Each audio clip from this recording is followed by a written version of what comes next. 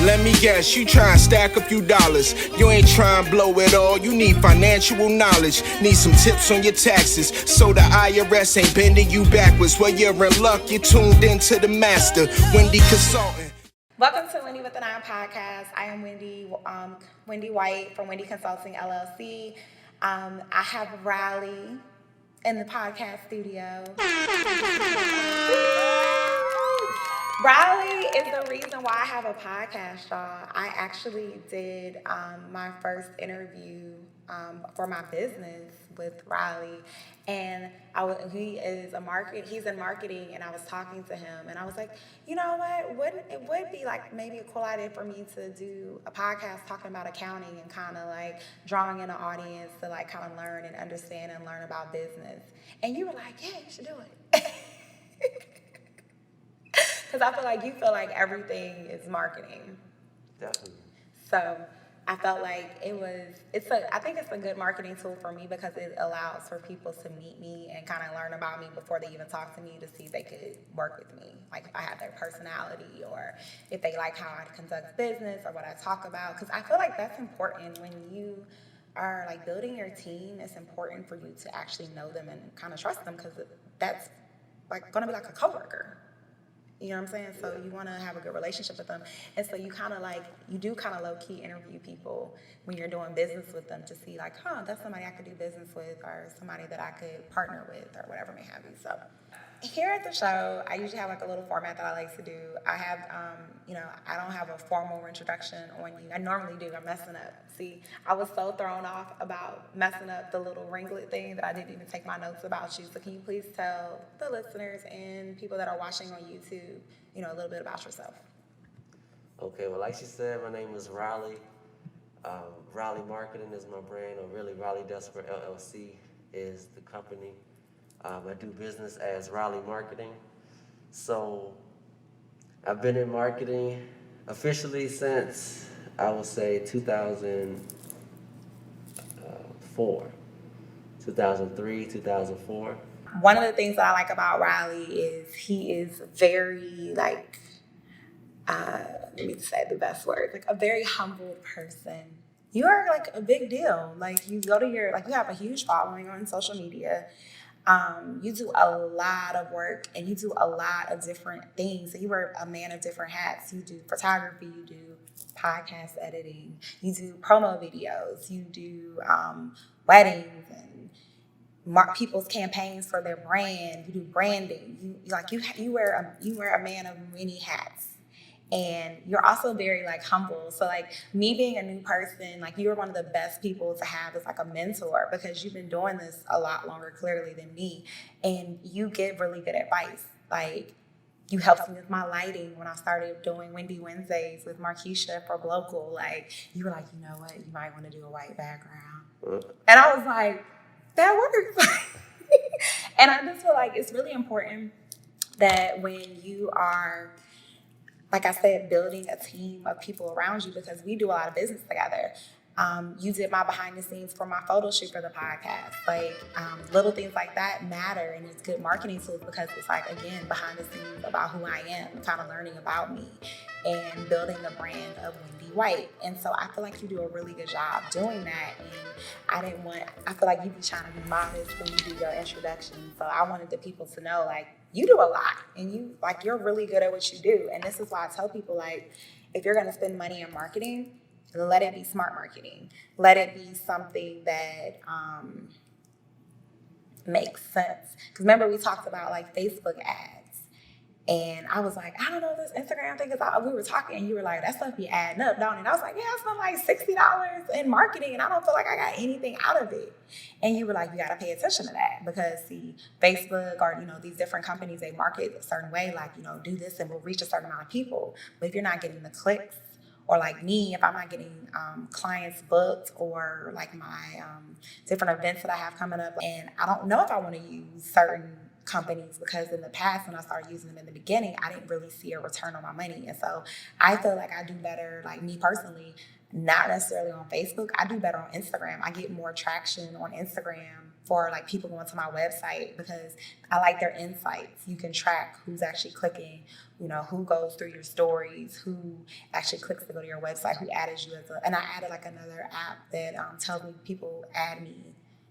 When people go through pictures or people who aren't following me go through my stuff. Like all that stuff is important because people don't realize, and I think you'll touch bases on this, like everything is not what it seems.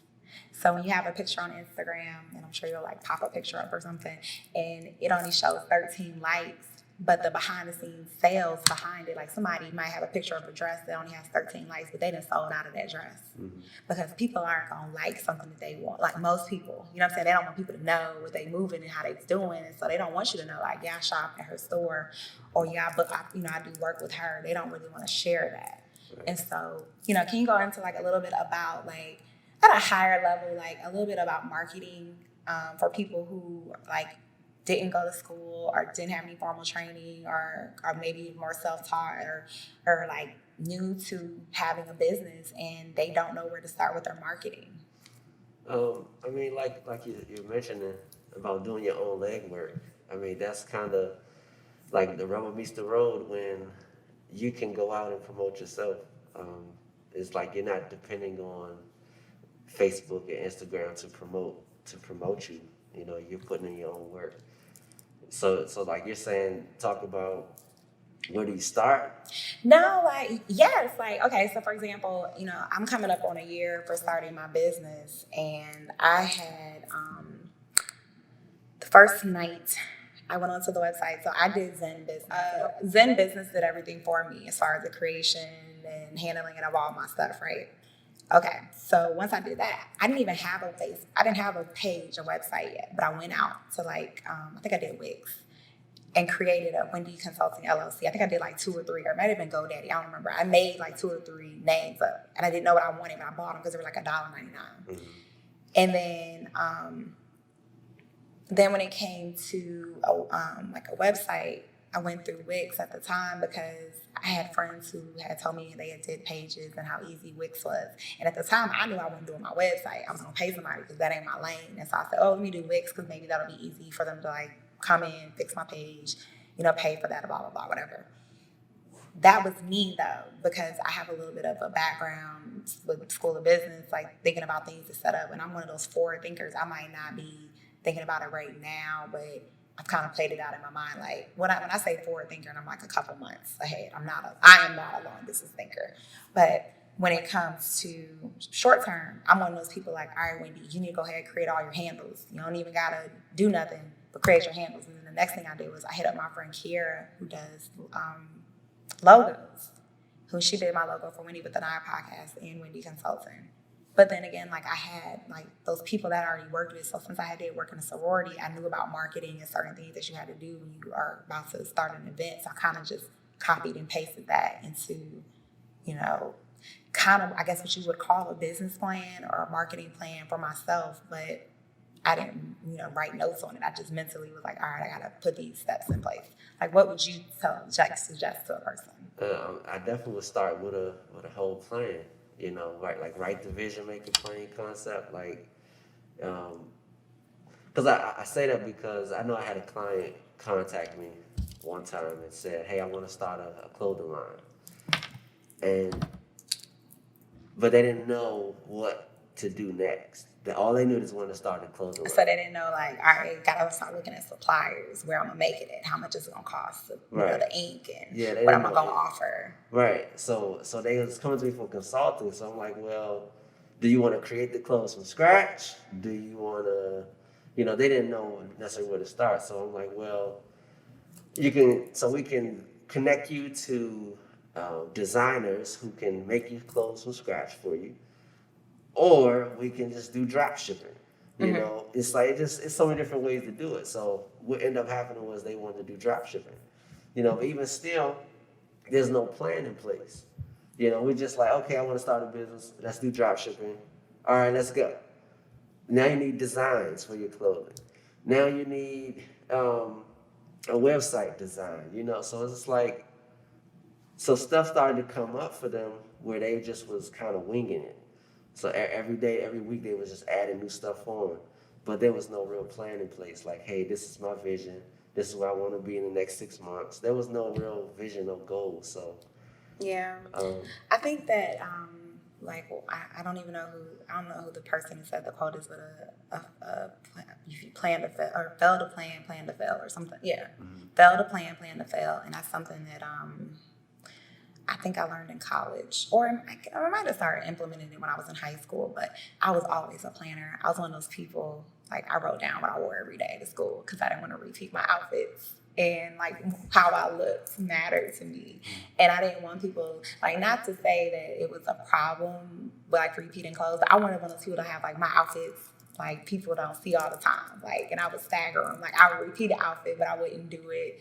And, like, a month and a half or something crazy. Like, and it was funny. I literally, like, now thinking back on it, like, I was already doing things about, like, branding myself, even when I was in school. And I just thought about that, which is really hilarious. That I had literally had a notebook, and Raven will probably attest to this, my best friend in high school, that I used to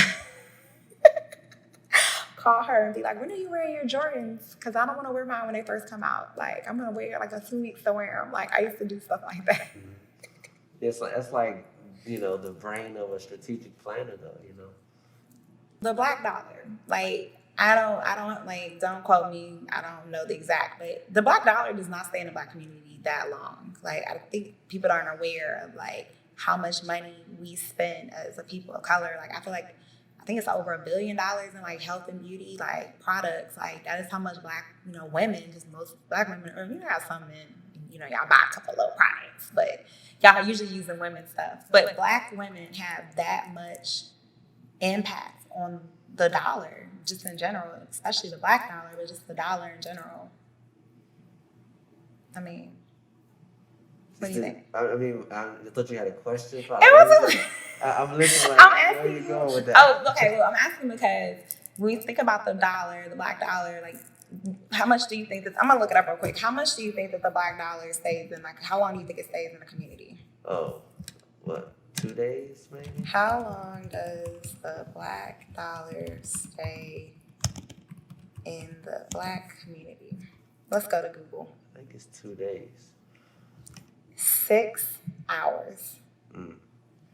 Then that's from the blackstarproject.org. It says a dollar circulates 6 hours in the Black community, 17 days in the white community, 20 days in the Jewish community, and 30 days in the Asian community.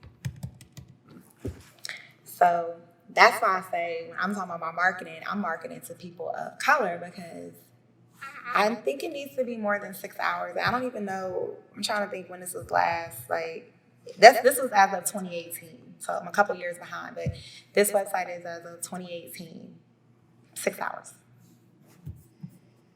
I mean, I'm gonna see what it is for 2020. I'm gonna see if it's changed from 6 hours. But you're discussing, like, where we spend our money as a whole. But marketing plays in that, though. So if people of color pay money into their marketing, they could be just as successful as those Fortune 500 companies that have put millions of dollars into their advertising. Yeah, I mean, I seen McDonald's do a good job of that at one time. Target. You know, that McDonald's does a really good job, and they know exactly, like, I don't even know if it's, like, because I live in Richmond, or I don't know if it's because I'm always in, like, Black city. I don't know.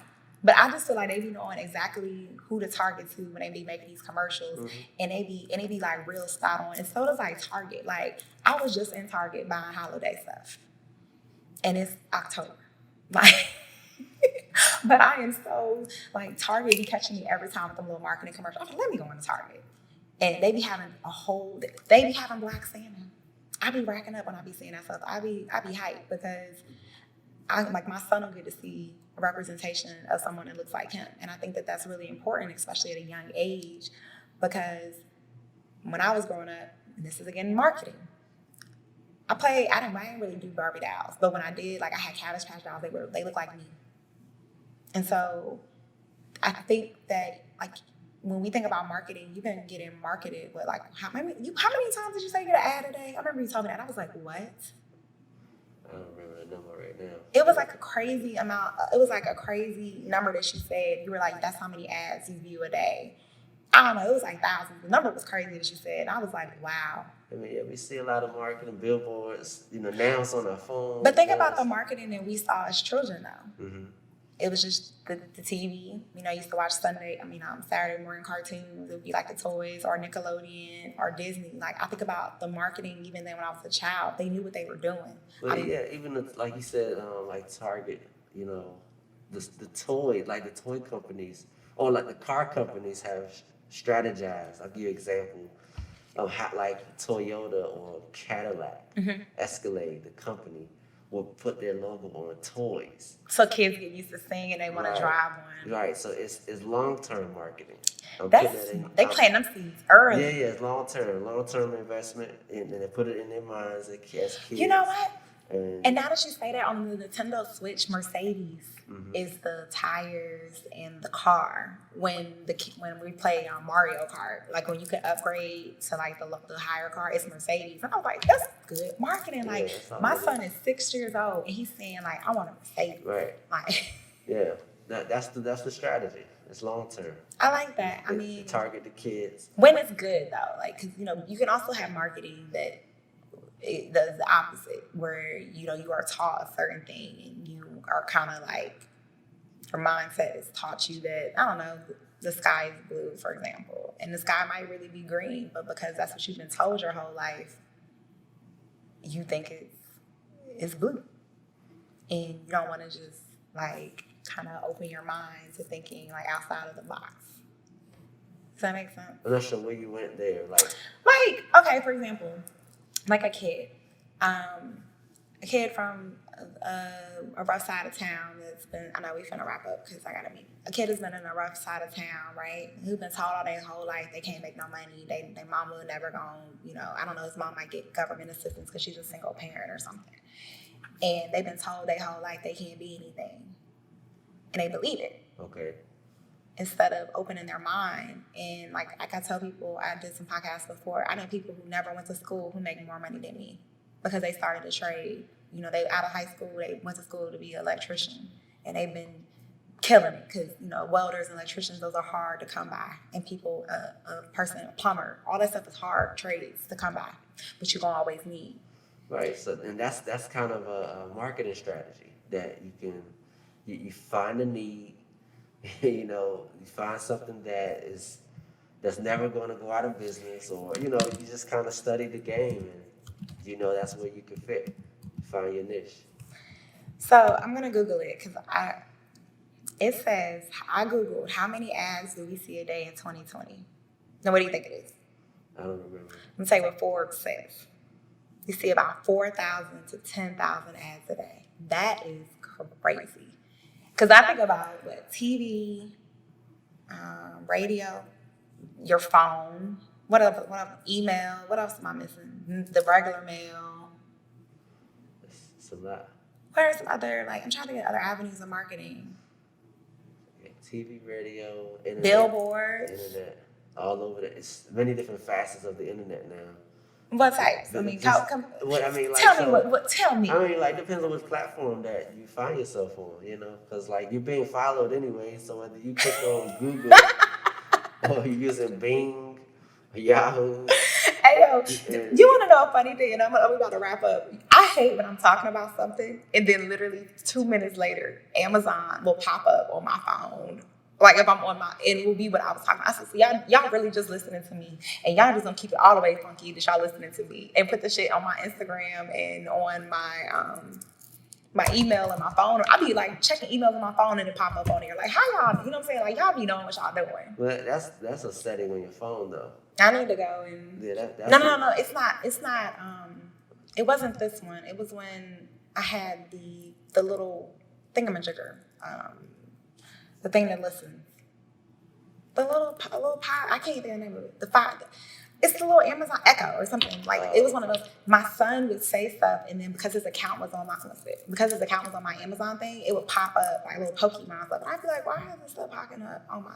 And it's because in his room, it'll read him bedtime stories. I guess it listens to him when he talks about Pokemon or listens to what he watches on TV, and it'll pop up on the ads on my phone. So, well, I do try to stay within my time limits because I have something to do with coming up in a couple minutes. But to close out, Raleigh, if you always tell me about my elevator speech and marketing myself and being the best Wendy White that I can be. If you had to market yourself to a potentially new client, what would you say? What is your elevator speech to close out? Raleigh Marketing is here to help your brand to stay visible. So let's connect. Let me help you stay visible. That's your elevator speech? See what I'm saying? This man be out here flexing. All right, give me, I believe I already know the answer to this, but give me all your social media. Tell them where they can find you at. On Instagram, Raleigh Marketing, just like the city, RALEIGH, and the word marketing. And that's not everything. Isn't it RaleighMarketing.com? Oh, you ain't even telling about you got a whole app. That's what I'm saying. Like, he got a whole app. He be out here acting like he be like, oh, I'm just here. I'm just, just a guy from Nova. I'm from Maryland. Oh, Maryland. Raleigh, thank you for coming and stopping by with your busy schedule. Thank you for spending some time with me here at the podcast studio. And I am going to close out. I am Wendy Consulting LLC. I am still currently taking clients. So, if you like what you hear here or you have any questions about estate planning, budgeting, finance, tax, just anything you want to talk about, your business plan and the best way for you to move forward. I do consultations and do my best to help you be successful. Go to wendiconsultingllc.com and, book an appointment with me, and I would love to help you. All right, I'm going to get up out of here. Thank you again for listening. Subscribe.